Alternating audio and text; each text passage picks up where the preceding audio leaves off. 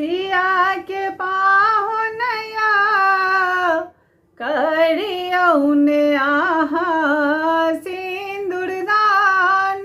सिया के पाहुनया करियौन आहा सिंदूरदान।